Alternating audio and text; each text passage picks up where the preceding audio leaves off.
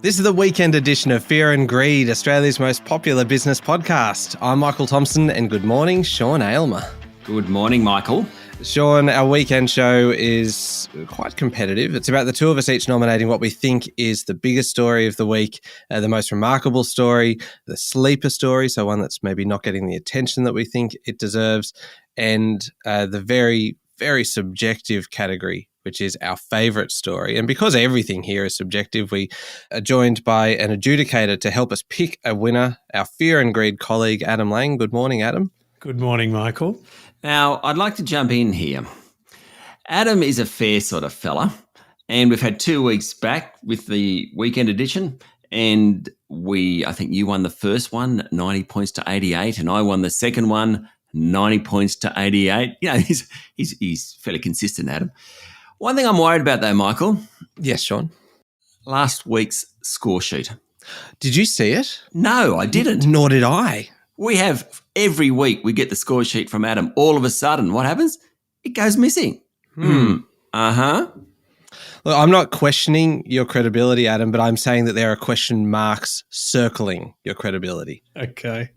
And it's nice of you to put them to me, Michael. No, I didn't. I'm just letting you know. Just acknowledging that they exist. That's right. And really, it was Sean that started this. And it feels like now he's taken a step back and just hung me out to dry. Credibility is a funny word, isn't it, really? It means all sorts of different things to different people. I'm not seeing the humour in it right now. All right. Well, shall we put that? Wow, this is a terrible way to introduce it. Shall we put that credibility to the test with some judging, Adam?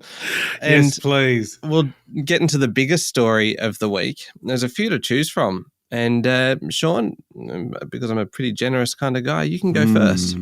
Thank you. Only one really big story for a podcast called Fear and Greed this week, and that was the US Federal Reserve's Policy Committee's decision to lift the central bank's key rate by 25 basis points. Okay, we kind of expected that, but it's the first time in a long time that they've lifted rates by just 25 basis points. Last year, the increments were 50 or 75 basis points. The Fed made it clear there are more rate rises on the horizon, and that seems to be what central banks are doing at the moment. They're almost jawboning. They're saying, yeah, look, we're slowing the increase in rate hikes, but there's more on the way, so don't get too excited. The idea behind that is that it tempers markets' reactions to it. But there is no doubt that awful ogre of inflation is sort of coming to an end. It's certainly coming off the boil. We'll still have inflation for a while, but it has peaked in the US, in Australia, probably in Europe. The US economy could well now avoid a recession, and if it does have a recession, it'll be a slight recession. Europe's likely to avoid a recession. The IMF this week said Australia will avoid a recession. US rates are certainly high. I mean, they're at their highest since 2007, but they've peaked, and that's hitting global markets. Big impact on equities this week, particularly tech stocks. The Aussie dollar hit an 8-month high of 71.57 US cents. Cryptocurrencies also did pretty well. Bitcoin pushed above 24,000 US dollars a unit. The decision by the Fed to slow interest rate hikes has signaled the end of peak inflation, and that has enormous ramifications throughout the economy and markets. Beat that, Michael. It's a good one. Oh, sorry. I didn't realize you'd finished. I kind of dozed off there for a minute. It is a big story. I have a bigger one because what I've done for my entry in this category, Sean, is I've just kind of hoovered up everything that I can find and molded it into one big story with one overarching theme of home loans and property. God, it sounds like exactly what you used to say to me last year. That was 2022, Sean. 2023 is very, very different. I've seen what worked for you last year and I've taken it on as my own. So basically this week, the week that's just gone, it started in a pretty positive way when we're talking about kind of home loans, property, etc. Auction clearance rates were surprisingly strong with the market kind of kicking back into gear post Australia Day. Sellers are being a bit more realistic in terms of their price expectations. So properties are actually selling. There's a big weekend this weekend too. I think just a touch over 1,000 350 auctions or thereabouts, which is actually double what it was last week. But the thing is that prices are still dropping. And as we found out this week, they were down by another 1% in January. Rising interest rates, of course, are the big problem here. The capital city's down almost 10% since last April. And for almost 1 million mortgage holders, there is more bad news coming, because we found out from the Reserve Bank this week that it's close to 900,000 people that will be hit by those much higher mortgage rates when they roll off their low-rate fixed loans. More than 500,000 of those are shifting this year at a time when prices are falling at the fastest rate in 4 decades. So if you ask those 500,000 people what the biggest story is this week, you can guarantee they'll be saying it's this. Anyone hoping for a quick turnaround in property prices may well be disappointed. All eyes, of course, on the Reserve Bank board on Tuesday. But considering what we learnt this week, property prices, home loans are already the biggest story around. Adam. Okay. Sean wins this one. And the reason is that these two stories are completely related. So the end of peak inflation in sight, meaning interest rate hikes may slow, meaning people's expectations on property prices will start to be better. These two stories are completely related, but because it's the end of peak inflation that affects interest rates, which affects property, Sean's story is the causal factor, and that wins the story of the week. But Adam, didn't Michael do a good job? He did. When he started off that, I thought, oh, come on, make it a competition, would you? And the more he went, the more I thought, maybe that is a bigger story. I'm not so sure. Excellent job. And obviously I wouldn't be saying this if I had lost. But since I have won, excellent job, Michael. Oh, thanks, Sean. It just sounds so genuine. I really appreciate that. Shall we move on to most remarkable story quite quickly? Let's. So I will go first on this one. And we've talked a lot about coal over the last 12 months, and particularly last year, where we saw a spectacular turnaround by some of the coal companies. A year earlier, they were stock market pariahs. Then last year, they reported monster profits. Investors couldn't get enough of them. The energy crisis, obviously, as a result of the war in Ukraine, had a lot to do with that. But this week, we have seen something pretty remarkable happen. In just 2 sessions, the price of coal fell 25%. That is huge. And obviously, it's very important to Australia because it's our second largest export after iron ore. China's ban on importing our coal has been lifted, but the price pressure isn't there. Customers are still able to source cheaper coal from Russia. So the expectation is that they won't necessarily be rushing back to Australian sources. At the same time, we've got winter demand in the Northern Hemisphere has dropped, and it shows just how quickly things can change, obviously, on international markets. And when it's something as important to Australia as the price of coal, it makes for a pretty remarkable story. It's a short and sweet one from me today, Sean. Which is unusual. It actually is. I tend to be a little bit verbose. Well, my story is actually in the same area. It's in the coal area. Oh, we're just kind of piggybacking off each other. And so if yours is anything relating to coal, it feels like mine is I think, as Adam referred to it, the causal factor here. So I think by default, I will likely win this. Go on. Possibly, but I've given it the governance lens, which like Adam will love. Adam loves governance. Oh, well played. Yeah. God. Now, mine's all about the Adani Barney.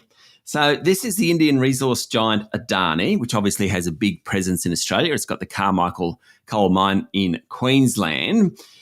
About a week ago, a New York-based research group, Hindenburg Research, which isn't a particularly big house, it's not a Goldman Sachs or someone like that, it's just a smaller organisation, came out with a massive research report making allegations of stock manipulation and accounting fraud against Adani. That in itself is pretty unusual, but for a research report from a pretty small house to trigger a $70 billion sell-off in the share price of Adani, or in the value of Adani, is just incredible. Like, it just doesn't happen. Now, founder Gautam Adani is Asia's richest person. He certainly came out fighting. I mean, Adani, the man, and the company said the report, which claimed manipulation and fraud over many decades, was maliciously mischievous. Also, Adani then released a rebuttal of the claims and said that the short seller's report was a calculated attack on India. So they played the race card. Hindenburg came out and said, well, the rebuttal doesn't actually address the issues they're talking about. Later in the week, Adani raised some money, but then pulled a capital raising sort of towards the end of the week. What it does, I mean, incredible story on its own. What it does do is highlight the very, very big and growing issue of good governance. So has Adani been transparent enough over many decades for investors to be fully informed? Don't know. Why are people listening to Hindenburg, a short seller, so someone who has money in the game to get Adani's share price to fall? Why is it that we're all listening to Hindenburg when we don't actually know whether what they're saying is right or wrong? Now, people have come out and experts have come out and said, given their 2 cents worth, yep, we agree with Hindenburg, no, we don't. But it just shows how difficult it is to get to the bottom of what's going on in a company. And that's a massive governance issue. So, remarkable the fact that a research report can wipe $70 billion off a company, a global company, and remarkable because it shows up just how poor governance actually is. How'd you like that one, Michael? Good sell? Oh, I was just like, I reckon I counted 8 uses of the term governance in 14 seconds. So I think Adam would be salivating right now. On this one, Michael wins because on economic impact, the industry of coal, softening demand for lower needs in winter in the Northern Hemisphere, that has been spectacular. You know, the turnaround of these companies from stock market pariah to high performers, but now that's softening a bit. That's an industry-wide and a global scale issue. So, Michael, you win this one. On remarkable, though, Sean, yours is a ripper. The Adani Barney, freedom of the press and short sellers, the victory of the Fourth Estate in highlighting governance issues. It's a ripper. So well done on the flourish, but you just came second on this one. Do you reckon that's a sympathy vote, Michael? Don't try and take this away from me, Sean. But yeah, you're kind of right. It does feel like you should have won. It feels like win. It feels like Adam just listed the reasons why you should have won just then, but for some reason he gave it to me instead. So you know what? I'm not going to complain. 1-1 heading into halftime. We'll be back in a moment to find the sleeper story of the week.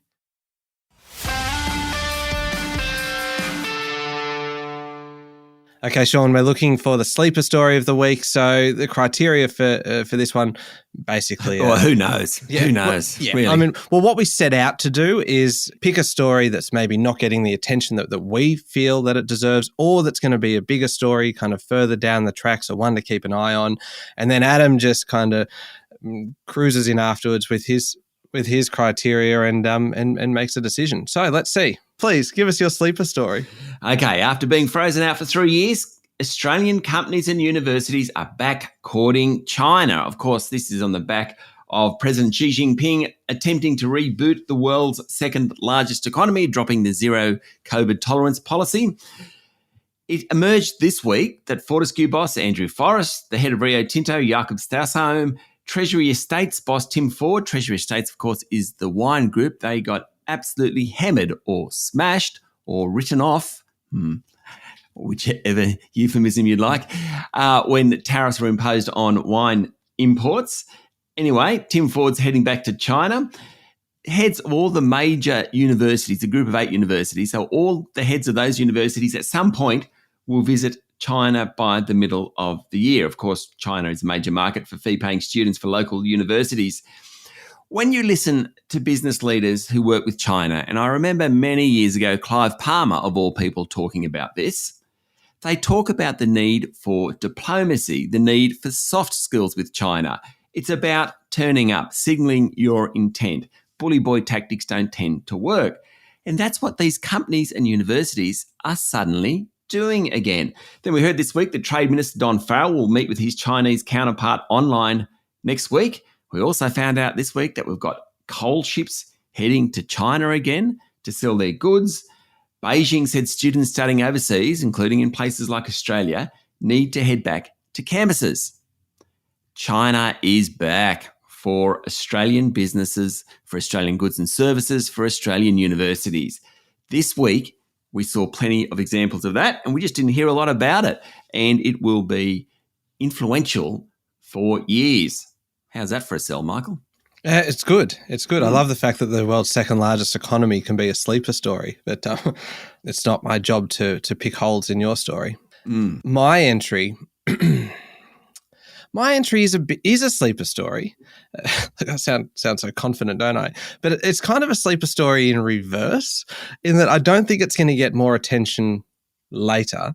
I'm saying that it's getting less attention than it used to. So I don't even know technically whether it fits into the category, but I'm going to give it a go because I'm talking about the number of ATMs and bank branches dwindling. So ATMs have halved between 2017 and June last year, from 14,000 to less than 6,500.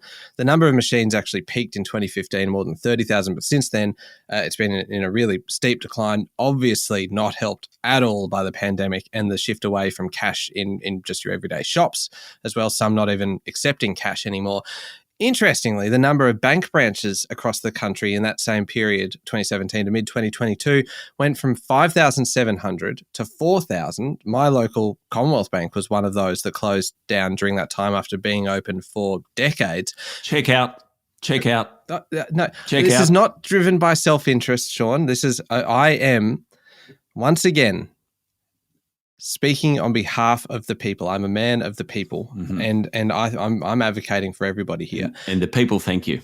Well, I suspect they do. I also remember living in country towns where the closure of a local bank branch was met with just this kind of palpable anger in the community and this desperation of kind of, what are we going to do now? Where are we going to do our banking?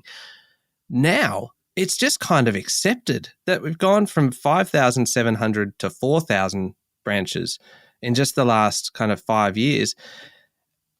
No one's talking about it. It's a sleeper story because all the closures don't get any attention. We just accept that we're going cashless. There's no outrage. There's no anger about it anymore. It's just accepted. So I feel like it is a sleeper story that's not getting talked about much, and a little bit of an odd kind of fit for the category, but one that might make you think and feel. Adam. Excellent pitch, Michael.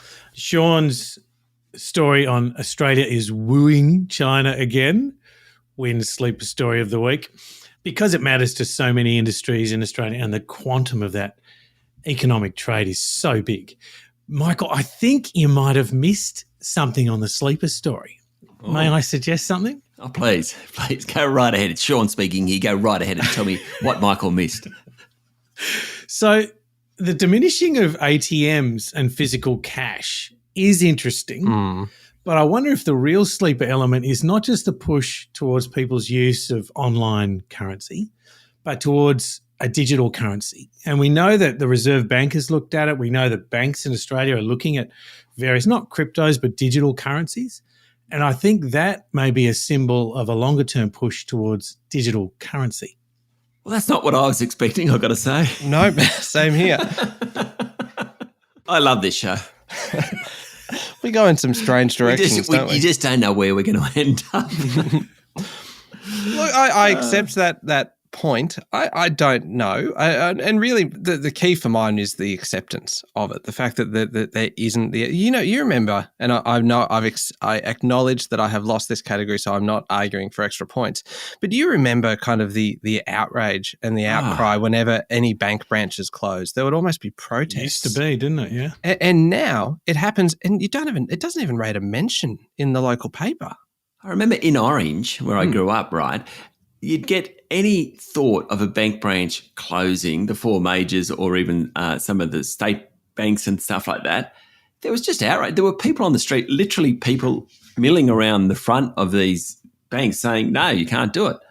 It's just, it's pretty funny when you think back. But I suppose at the time, cash was king and you needed to get cash, and so that's what it was about. Yeah. But also, I suggest something too, that in terms of the relationship with the local bank and the bank manager, there used to be so much greater depth to that personal relationship, them understanding your business or your personal needs. You'd wear your Sunday best, wouldn't you? You would, absolutely. And it was, a really respectful occasion. You wouldn't wear your business shorts, would you? Not if you wanted it alone, you wouldn't. What was one of the comments, Michael? I've seen thicker pins on a pelican. So for those who don't know what we're talking about, Michael's on a little bit of a hobby horse at the moment. He thinks there should be the reintroduction. Well, I don't even know if it's the reintroduction or just the introduction of shorts to work. Now, if you're not sure, go and see our Instagram page. We have a picture. The three of us met up during the week. Adam and I looking sensible, Michael in his shorts. And wow, he has had some feedback. And I got to say, generally, Michael, the tide isn't with you. No, it's generally not. And yes, Adam, the best comment was I've seen thicker pins on a flamingo, which was very, very nice. Well, someone suggested that I'd ironed my shirt with a brick, which I loved. And then we have people that are saying they want more photos of Adam, please, with little love hearts on there. And look, that wasn't me. I don't think anyone believes that. This of course brings up that great story from late last year, Michael, where Adam was in his local restaurant with his lovely wife, Lara, and friends, and someone just turned up, an attractive young lady turned up and said, "Are you Adam Lang?" And Adam sort of looked at her and went, "Oh, I certainly am." Meanwhile, Lara is just bristling. This is changing in the retelling. And no, never let the truth get in the way of a good story, Adam. And Adam sort of, obviously his body language shifted from his lovely wife, Lara. He just sort of turned to the right and moved his chair, the whole bit. And he, the lady said, "I know you from Fear and Greed." And Lara is there bristling. Was that the word you used, Michael? Yes. That's how I believe it was, yes. Yeah, and I don't know whether this is just Adam retelling it to the boys sort of thing, and my wife was really upset. Lara probably didn't even notice it, to be perfectly honest. But anyway, I'll leave that aside. And, people attracted to Adam in the street just because of what he looks like. No. They are drawn to him. He is a magnet. He is a magnet. That is a good way of putting it. He is the thinking person's partner. That actually doesn't sound particularly complimentary. It feels like a little bit of a backhander. Massive backhander. It feels to me like I should have won this story because it has sparked so much conversation and it really was a true sleeper story. But I'm going to let it go. We'll move on. It's 2-1. There we go. So we are heading into the favourite story of the week. Sean, would you like to go first on this? Sure. My favourite story is steeped in nostalgia. In fact, it's one for you, Michael. I hope you haven't got the same one. Go on. Boeing this week delivered its last 747. Had a little ceremony in Washington State. The buyer was a cargo group called Atlas Air, which is a huge cargo carrier business. 53 years after starting production, the last Queen of the Skies, rolled off the assembly line. It was introduced at the Paris Air Show back in 1969. It basically democratized commercial flight. It made it affordable. Now, over all those years, 53 years, 1,574 747s were built for 100 customers. A massive plane, 6-story building tail, travels the length of 3 football fields per second. Incredible safety record. Over many, many years, the largest version could transport more than 500 passengers. To me, 747, as a child growing up, the first time I ever became aware of a plane probably was the one with the bubble, which of course was the 747. It actually shrunk the world. But of course, production's been going backwards. I think it was in the 80s. Twin-engine jets were allowed to be used for long-haul flights. As a result, they were more efficient often, and so as a result, they were used more. Production has been going backwards. The last one delivered this week. It's my favourite story because of the nostalgia value, Michael.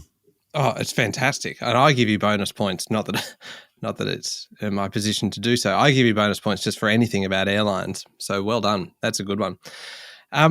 My favourite story this week, for me, it was impossible to go past this one. It is the story of Rio Tinto and the lost radioactive capsule, which sounds a little bit like a comic book or like an Indiana Jones movie or something like that. It was pretty serious though when it happened, because we had miner Rio Tinto losing a teeny tiny little capsule containing the radioactive particle cesium-137 somewhere on a fairly lengthy stretch of highway in Western Australia, 1,400 kilometres. So that little capsule is used in a gauge to measure the density of iron ore, collected from the mine on January 12 to be delivered to Perth on January 16. January 25, container was opened, capsule was missing. Now, this is tiny. This thing is very, very small, 6 millimetres by 8 millimetres. So very, very, very, very small. Very, very. A little bit tiny. Somehow, miraculously, they found it 2 metres off the road, 120 kilometres from the mine. It had just fallen off the back of the truck. It's unlikely anyone had been harmed considering kind of where it was found. People had been warned to stay, if they found it, say 5 metres away, and that the exposure was the equivalent of getting kind of 10 X-rays in an hour. Anyway, all's well that ends well. Rio Tinto is not happy that it happened. WA citizens can rest easy knowing that this tiny little capsule is back in containment.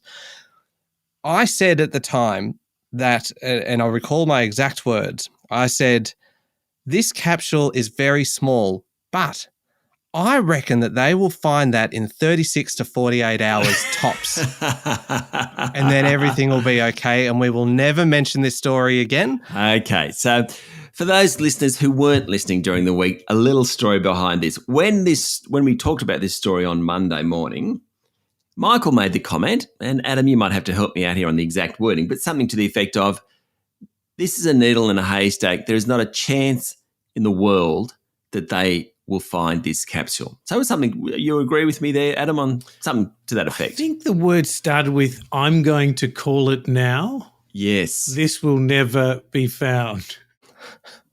Adam, please adjudicate. Very well. Well, again, there's kind of a bit of tragedy in both stories, really, for a favourite story. Losing a capsule is bad. Finding it is completely brilliant, so well done. And in the Boeing 747, I think the economic impact of the Boeing 747 around the world, and Sean, you used the phrase democratised travel, what it did over the last 44 years, for travel for all of us or for the world's population has been immense. And the fact that that's gone is sad, but it's now been superseded by better and more efficient things. So, Sean, you win this one for the favourite story of the week. Oh, once again, a little arbitrary there. I didn't think I had a chance. I loved Michael's story. That's why I was so ferociously fighting against it. But thank you. What were the scores, just for anyone who does want to know? Well, the story count is, of course, 3-1. Mm-hmm. The scores, I varied them a little bit, but not too much. Michael, 85 points. Oh, that's an ordinary week. And Sean, 90 points. Thank you, Adam. Thank you, Adam. That's okay. So there we are, 2-1 now. We are in. That's our third weekend edition of the year, and it is pretty even still. 2-1. That's good. Yeah, you're still in it, Michael. Yeah. All hope is not yet lost. Thank you very much, Adam. Thank you, Michael. And thank you, Sean. Thank you, Michael. Make sure you're following the podcast and join us online on LinkedIn. Check out the business shorts on Instagram at Fear and Greed Podcast. Find us on Twitter and Facebook as well. I'm Michael Thompson. Have a great weekend.